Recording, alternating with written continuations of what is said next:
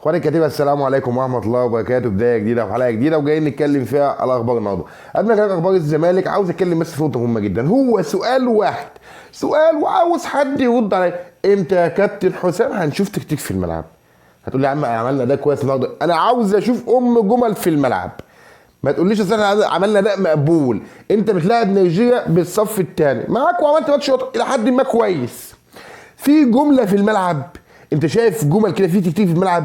شايف حاجه ولا كلها حاجات فرديه؟ افهم بس براحه اهو، خلي العقل نتكلم. والله هيطلع بعد كده لما تحصل فضيحه في المغرب تقول لي اصل انا كنت بقبض فلوس بالجنيه المصري، هتدخلني في سكك مش بتاعتي. قعدت تصرخ وتصوت قبل كده. يا جماعه انا بقول لكم على بلاط اهو، فوقوا قبل ما تصحوا على مصيبه. مفيش حد مصر وانا عنده يقين لحد ما اقسم بالله، هاقسم بالله واقسم بالله ما حد عنده يقين ب 3 جنيه يقول لك منتخب مصر هيعمل حاجه في بطوله افريقيا في المغرب. عاوز اشوف تكتيك، اشوف جمل. كل حاجات فرديه. معشور، زيزو، محمد هاني اللي قدم مباراه كويسه على مش عارف ازاي بصراحه، اول مره اشوفه بيقدم ماتش كويس. ياسر ابراهيم عمل ماتش كويس، حسام عبد المجيد. لكن انت شفت الكوره مثلا بتتلعب من هنا لهنا، تترفع، تنعمل حاجه شكل مدرب في ملعب؟ لكن انت هقول لك على حاجه، انت لقيت لعيبه كويسه حطيتها، يلا نزلوا العبوا بس وخلاص. واحسن حاجه تخليك تحس ان انت مجنون، يعني انت مش عارف بتفرج صح ولا غلط، ولا يمكن عيب فيا انا. حد يقول في الكومنتات واقف على الخط الكابتن حسام العب العب. يا عم هو في حد بيدي تعليمات كل ماتش؟ في مدرب انت شفته في الدنيا واقف 90 دقيقه بيدي تعليمات غير وشيتش بتاع بيراميدز؟ انا مش مدرب غير الاثنين دول، حسام حسن وشيتش بتاع بيراميدز بس. على اقل شيء يوشيتش ده بيقول لك انا بحفز لعيبتي عشان ما عندهاش جمهور، فراجل عنده سبب يخليها الشغله بساطه الفوق لازم يعملها دي. لكن منتخب مصر ايه الدنيا؟ انا بقولها لك، منتخب مصر حسام حسن لن يكون المدير الفني لمنتخب مصر، ولا عندي ثقه كامله في كاس العالم 2026، لانه كده كده هيعمل عك قوي في المغرب. وعلى فكره انا مش بقول لك كده عشان ما بحبش بلدي، انا بقول لك كده لان ده الامر الواقع. اي نعم انا ما بتفرجش على المنتخبات، انا دخلت شفت شويه من ماتش النهارده عجبني قوي، قلت لك على حسام عبد المجيد، ياسر ابراهيم، هاني، بس اللي انا شفتهم داخلين دماغي. لكن سيبك بقى هل انا صح انا غلط، لكن انت كراجل مشجع اتفرجت على الماتش من اول لاخره او اتفرجت على الملخص، شفت كوره قدمها حسام حسن المنتخب؟ شفت بصمه واضحه لكابتن حسام مع المنتخب؟ انا بقول رايي وامر على الله. شايف رايك عكس كده رد عليا في الكومنتات، لان انا يمكن اغير رايي، يمكن الراجل ده كويس، فانا محتاج اغير بالله في الكومنتات. تعال نتكلم عن الزمالك. بص يا سيدي، الزمالك نزل في بيان رسمي بيؤكد فيه، تمام الريموت والله من العصبيه. الزمالك في بيان رسمي بيؤكد فيه ثقته الكامله في كل مؤسسات الدوله. راجل او نادي الزمالك بيقول لك انا مستعد لتقديم اي مستندات، اي بيانات، اي شهادات يطلبها مني كل مؤسسات الدوله. فده ان دل فيدل ان الزمالك عنده قلب جامد، وبيقول لك انا ما غلطتش. ده كان باين. وهيجي يقول لي طب الزمالك ما صعدش الموقف ليه؟ اقول لك بص يا سيدي، اصل الزمالك مش بيحارب الدوله، وبيحارب خطأ واصل لناس في الدوله. ونادي الزمالك نادي دوله. قال لك يا جماعه الصفقات حابب بس فهمني في الحته دي. تمام. تعالى بقى نتكلم في موضوع الصفقات. فانت تيجي تقول لي يا عم انت خلاص قلت لنا الكلمتين دول وسكت. اقول لك هقول لك بس والله احنا اتكلمنا والناس كلها عارفه ان الارض دي ارض نادي الزمالك، وان في حاجه غلط دايره احنا ما احناش فاهمينها، وهنرجع نتكلم ونعيد في كلام احنا قلناه قبل كده وقرينا معروف. في الاخر زي ما قلت لك، هل الزمالك وملخص الموضوع عشان ما اتكلمش فيه تاني، انت بتعاقب الزمالك ولا بتعاقب اشخاص؟ المفروض تعاقب الاشخاص اللي اخطاوا لو انت شفتهم اخطا، وانا مش هقف مع الاشخاص دول حتى لو كانوا رؤساء نادي الزمالك او اعضاء مجلس اداره نادي الزمالك. اخطاوا يستحقوا العقاب. انت النهارده بتعاقب النادي ليه؟ وليه الاصرار على ارض بديله لو النادي غلطان؟ بس السؤال محتاج رد عليه. ماشي تمام. بص يا سيدي، الزمالك وجون ادوارد فاصلين نفسهم عن الموضوع ده كله. انت فاهمني؟ هتقول لي طب بالنسبه لانتقالات يناير او بالنسبه للعيبه اللي ماشيه واللي بيدوروا، ده ملخص الحلقه بقى. اركن بقى كل اللي فات ده في جنب وتعالى نتكلم بدايه الحلقه. بسم الله الرحمن الرحيم. بدايه الحلقه من هنا.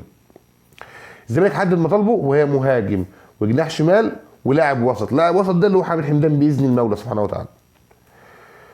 انا بقى بقول لك زود على المعلومه دي بتاع مدافع او اتنين كمان في حاله رحيل حسام عبد المجيد. اللي حسام عبد المجيد زي ما قلت لك في اكتر من حلقه ان هو متفق مع اداره الزمالك انه سيجلب لهم عرض في يناير.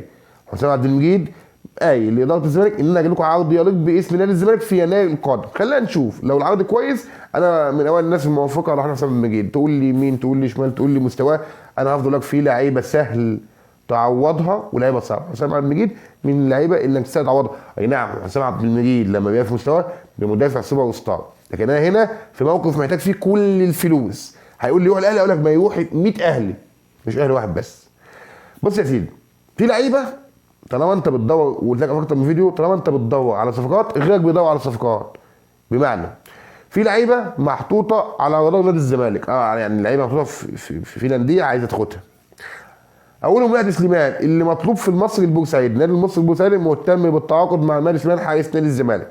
فرصه كويسه انك تمشيه في حاله ان انت مشيت عواد واستفدت من فلوسه وجبت محمد علاء حارس الجونه. الزمالك كان في وقت من الاوقات قريب من محمد علاء حارس الجونه. محمد علاء حارس كويس جدا على ضمانته الشخصيه، اتفرجت عليه، حارس كويس جدا. فمهدي سليمان مطلوب في المصري البورسعيدي. المنسي ناصر منسي، ناصر منسي اللي انا كنت قبل كده قلت ان احمد عبد الرؤوف اصلا بيقول له انا هديك وقت اكتر الفتره الجايه، وانا بقول لك ان ناصر منسي لن يكون موجود في نادي الزمالك الا لو حدثت حادثه. يعني حادثه يا انس، يعني لو حصل حاجه غيرت موازين الدنيا، ان ازاي ما عرفش يفك القيد، ان حصلت مصيبه، المهاجم عندك انصاب، اي حاجه. لكن في عرضين موجودين ناصر منسي، او في ناديين بيفاوض ناصر منسي، وهو مين؟ البنك الاهلي ونادي غزل المحله. طب قريب من مين يا انس؟ قريب من البنك الاهلي لحد لحظه نزول الفيديو. يعتبروا بالبلدي كده مخلصين معاه كل حاجه. غزل المحله بيحاول فعلا، محتاج ناصر منسي، بيكلموا معاه، لكن القريب منه هو نادي البنك الاهلي. بص بقى يا سيدي، طب الزمالك في كلام، حصل جلسه مع احمد عبد الرؤوف ومحمود جهاد، ودي اخر فرصه. بمعنى ايه يا انس؟ عندك 3 ماتشات في كاس الرابطه، دول هيبقوا تقييم لمحمود جهاد مع الزمالك. هل هيتم استمراره؟ هل هيتم رحيله؟ لكن عنده عقود ابرزها نادي المقاولون العرب، اللي كمان بيتكلم حاليا مع الزمالك للتعاقد مع محمود جهاد. لكن زي ما قلت لك، عفوا، في فرصه اخيره لمحمود جهاد انه يكون موجود في سنة الزمالك. لكن لو ما اقنعش عبد الرؤوف، وانا اتكلمت في اكتر من فيديو وقلت على اهميه التعاقد مع مدير فني اجنبي، وقلت لك ان بوجود احمد عبد الرؤوف بتخسر موسم لا محاله.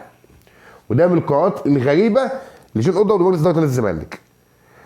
بص يا سيدي، بقى عندك مشكله كبيره جدا، وهي مشكله تجديد لعيبه اللي محمد السيد واحمد حمدي و كان مين تاني؟ انا مش فاكر، كان مين تاني، نسيت اسمه والله. المهم بص يا سيدي، وحسام عبد المجيد، لان حسام عبد المجيد زي ما قلت لك هو قايل لهم يا جماعه انا عنده عروض وهدي لكم عرض في يناير.